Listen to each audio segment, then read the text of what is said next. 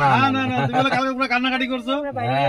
গাড়িতে উঠে গেছি, ভিডিও করতে পারিনি, আমার শরীরটা ভালো ছিল না, ওই জন্য সবাই গাড়িতে উঠে গেছি। গাড়ির ভিডিও তো করাই হয়নি।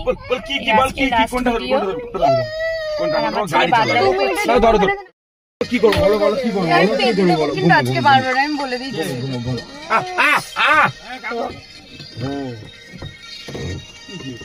কামড়ালে কি হয় গো? আমরা ছিলাম এই রুমটাতে, রুম ক্লিন করছে ওরা।